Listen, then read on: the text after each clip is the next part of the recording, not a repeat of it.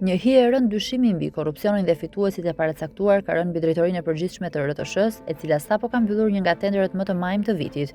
Ndërsa Eni Vasili kërkon përjashtimin e biznesmenit Renish Tërshana për falsifikim, në prapasken luhet një skem miliona euroshe me emra të njohur për drejtësinë.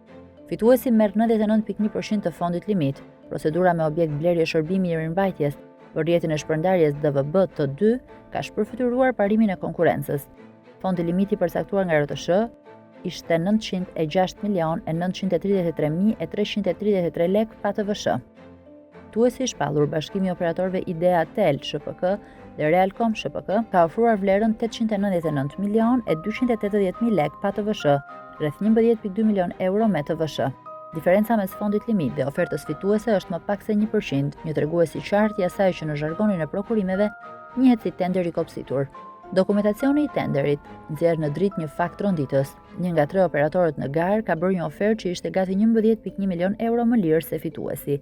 Megjithatë, RTS ka zgjedhur ta flak këtë garues me pretendimin formal të mungesës së autorizimit nga prodhuesi. Kur diferenca është kaq e madhe, çdo institucion do të duhet të bënte përpjekje për të rregulluar mangësitë formale për të kursyer paratë e taksapaguesve. Por RTS ka vepruar me shpejtësi rrufe për të zgjedhur ofertën më të shtrenjtë. Po kush është Idlir Karkini, fituesi VIP i radarëve dhe tokave në Spille? Emri që qëndron pas njërës prej firmave fituese, Idea Tel, është Idlir Karkini, një personazh që mbart mbi supe një histori të gjatë me ligjin.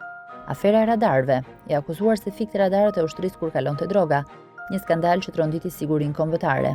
Në vitin 2018 u vënë në arrest me burg për tjetërsimin e pronave në bregdetin e Spilles, ku një poligon qitjeje e ushtrisë përfundoi në pronë private. Karkini është thjesht një klient i vjetër i televizionit publik, duke marrë kontrata miliona euroshe edhe për mirëmbajtjen e rrjeteve që aso kohë nuk ekzistonin ende.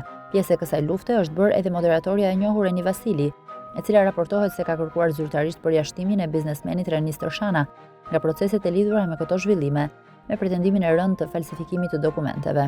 Kjo përplasje tregon se brenda dhe rreth RTS-s po luhet një betejë ashpër interesash, ku akuzat për krim ekonomik janë në rend të ditës. Pyetja për SPAK. Ndërsa partnerët e tjerë të bashkimit fitues janë Marian Braka, Pullum Xhetani dhe Servet Kasa.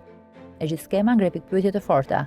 Pse u skualifikua oferta 11 milion euro më e lirë? Si ka mundësi që emra me precedent të rënd penal vazhdojnë të vjelin miliona nga buxheti i shtetit?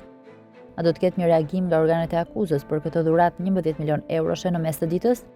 RTS duket se po kthehet në një pashallëk ku paratë e shqiptarëve ndahen mes miq, ndërkohë që shërbimi publik mbetet peng i interesave të errta.